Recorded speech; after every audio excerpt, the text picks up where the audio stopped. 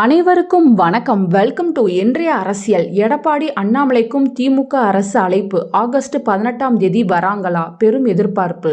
வரும் ஆகஸ்ட் 18ஆம் தேதி முன்னாள் முதல்வர் கருணாநிதி நூற்றாண்டு நினைவு நாணயம் வெளியிடப்படுகிறது. மத்திய பாதுகாப்புத்துறை அமைச்சர் ராஜ்நாத் சிங் கருணாநிதி நினைவு நாணயத்தை வெளியிடுகிறார்.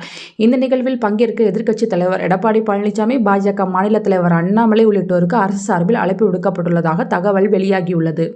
மறைந்த முன்னாள் முதல்வர் கருணாநிதி நூற்றாண்டு விழா அரசு சார்பிலும் திமுக சார்பிலும் பல்வேறு நிகழ்ச்சிகள் மூலம் கொண்டாடப்பட்டு வருகிறது. கருணாநிதி நூற்றாண்டை முன்னிட்டு பல்வேறு திட்டங்களை முதல்வர் மு.க. ஸ்டாலின் தலைமையிலான தமிழக அரசு அறிவித்து செயல்படுத்தி வருகிறது. தமிழ்நாட்டின் முதலமைச்சராக 5 முறை பதவி வகித்த கருணாநிதியின் நூற்றாண்டு நிறைவை முன்னிட்டு அவரது உருவம் பொறிக்கப்பட்ட நாணயத்தை வெளியிட மத்திய அரசு ஒப்புதல் அளித்தது.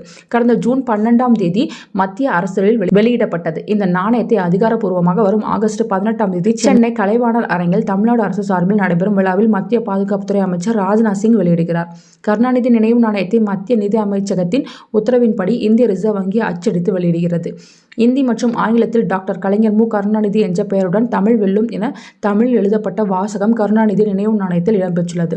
இந்த விழாவில் தமிழக முதலமைச்சர் மு.க. ஸ்டாலின், அமைச்சர்கள், நாடாளுமன்ற சட்டமன்ற உறுப்பினர்கள், திமுக நிர்வாகிகள், கூட்டணி கட்சிகளின் தலைவர்கள் வைகோ, திருமாவளவன், செல்வ பெருந்தகை, முத்தரசன், கே. பாலகிருஷ்ணன் என பலர் பங்கேற்க உள்ளனர். மேலும் எதிர்க்கட்சித் தலைவர் எடப்பாடி பழனிசாமி, பாஜக மாநில தலைவர் அண்ணாமலை, தமாக தலைவர் ஜி.கே. வாசன் உள்ளிட்ட தலைவர்களுக்கும் அழைப்பு விடுக்கப்பட்டுள்ளது. மத்திய அமைச்சர் ராஜ்நாத் சிங் இந்த நாணயத்தை வெளியிட உள்ளதால் இந்த நிகழ்வில் பாஜக மாநில தலைவர் அண்ணாமலை பங்கேற்பாரா என்ற எதிர்பார்ப்பும் எழுந்துள்ளது. அதோடு ரஜினிகாந்த், கமலஹாசன் உள்ளிட்ட திரை பிரபலங்களும் இந்த நிகழ்வில் பங்கேற்க உள்ளதாக தகவல் வெளியாகியுள்ளது. நன்றி.